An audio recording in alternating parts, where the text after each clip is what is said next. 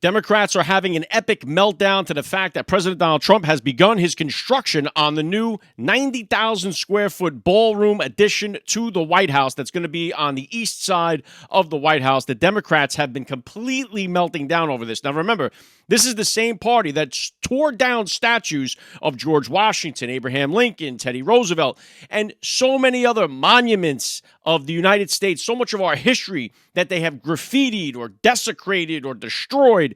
These are the same people who hate every single part about our nation's history. They gave you a second national anthem. We have two national anthems now. They hate Christopher Columbus because he founded the land that the country was born on. They hate everything about the country, but now that Trump is doing construction on the White House, oh my God, he's desecrating it. He's ruining our history. You could not believe the fake outrage going on. It goes something like this. Juan Flipowicz. This is a desecration and an abomination. First, he posts an AI video of himself wearing a crown, dumping shit on the heads of Americans. That was hilarious, by the way. Then he starts tearing down part of the White House for his Mar-a-Lago-style ballroom. Now, obviously, construction has been going on at the White House. President Trump didn't invent, doing reconstruction on the White House. This has been going on for more than 100 years. In 1902, President Roosevelt built the West Wing. In 1909, Howard Taft added the first Oval Office. 1933, Franklin Delano Roosevelt added a second floor to the West Wing. In 1948, President Harry Truman did a complete gutting of the White House. He did a complete gutting and rebuilt the White House interior, preserving only the exterior walls. Nixon added a bowling alley. President Obama himself upgraded the tennis court to a basketball court. Now, with the exception of Nixon, who paid out of his own pocket for the bowling alley, every other construction project done on the White House was done by you, funded by you, the taxpayer. This ballroom is being funded by President Trump. He's paying the bill for this. So it's not costing the taxpayers a nickel. And now you have people saying, oh, if I was going to run against Trump, I would run on tearing down his Mar-a-Lago ballroom. Well, you know what the Democrats would do if they got in there and tore down the ballroom? You would be the one paying for it, not them. They'd make the taxpayer pay for that if they were going to demolish it. That's exactly what they would do.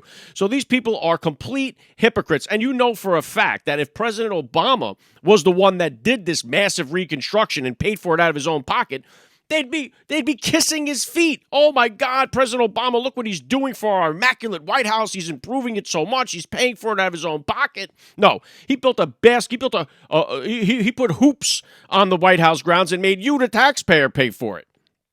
But the fake outrage has been nonstop coming from the left. Here's a few of the other ones. What a piece of shit, completely destroying history. First the Rose Garden, now the White House for his own personal gain. This is the people's house. It's a rental, and he's turning it into an ugly Mar-a-Lago. He doesn't plan on leaving. This is back to him being a king again. This is the nonsense, right? He's completely destroying history. This is the party that loved it when they were tearing down the monuments and statues all over the country. Now they're destroying history because Trump is doing it. Here's another one. I fear the frog's never going to jump out of boiling water. We're letting this bloated fascist tear down part of the White House, the East Wing facade, to build his vanity ballroom while farmers lose farms and people lose health care and kids go hungry. Oh my God, it's the end of the world because he's doing a construction project on the White House. They all sound like this. This is absolutely tragic. The original structure was not supposed to be touched. That hideous monstrosity was not supposed to alter the original White House. It's been done time and time again.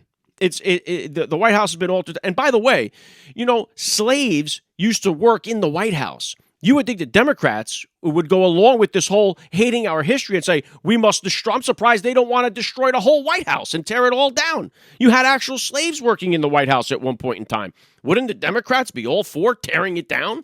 No, now they're like, because Trump is making an improvement on it, he's destroying our history. These people are fake and phony and frauds. Anything to cry about President Donald Trump and every little thing that he does.